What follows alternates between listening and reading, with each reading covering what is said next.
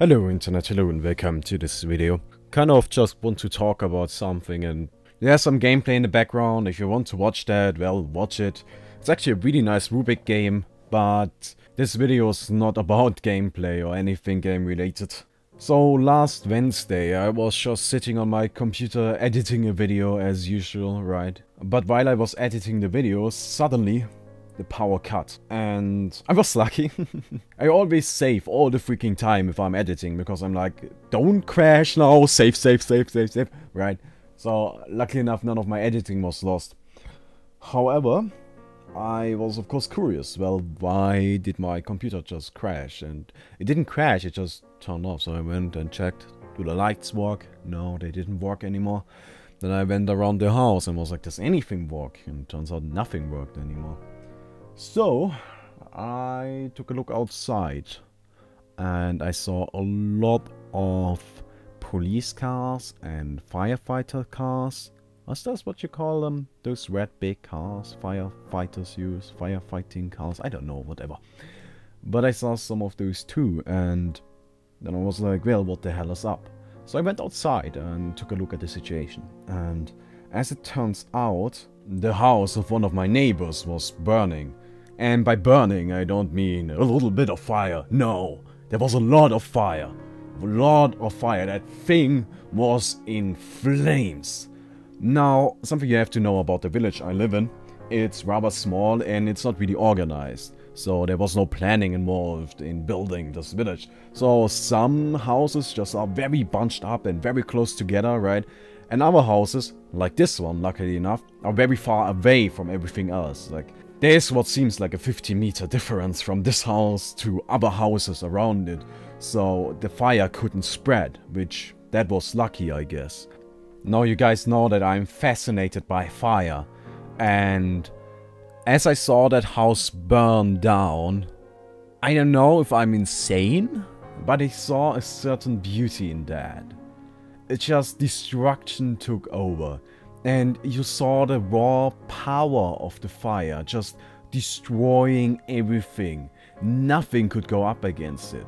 There was this building, this house, this thing that you see every day for years and years, and it just seems like it doesn't just exist, but it is part of existence itself. And you just saw it consumed by fire, turning into ashes, turning into nothing. Now, luckily enough, the firefighters managed to stop the fire and save the house. It was not entirely destroyed, but I don't believe that they will repair that house. I think they are just gonna get rid of it and move out, move to a new village, or build a new house.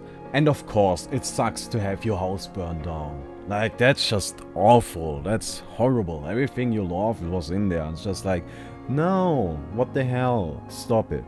Luckily enough, we are in Germany though, and we've got great insurance, so these people won't have a problem whatsoever. They're gonna be able to afford a new house, and they're gonna be able to continue with their lives where they left off, just in a new house with new stuff. Something you have to know about me is that I grew up kind of surrounded by death.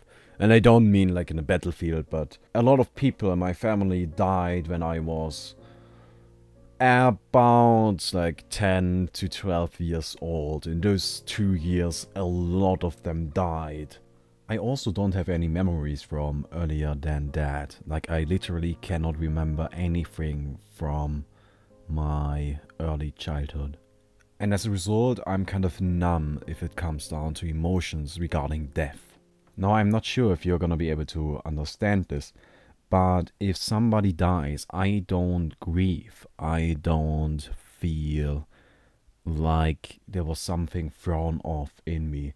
I feel that the world just keeps on going, and that I just keep on going, and there's just somebody missing now, and to me, it's really just that.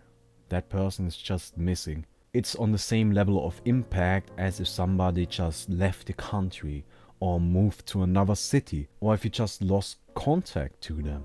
I don't know how to grieve. That's just not something I can do. When my father died, I was sad, but I didn't grieve. Because I couldn't. I have gotten to a point where no matter what happens, life always keeps on going. Life always keeps on spinning. There's nothing we can do to stop life from keeping on going. And I believe that there should be nothing that should stop us from keeping on going. And it's not really just a matter of believing that.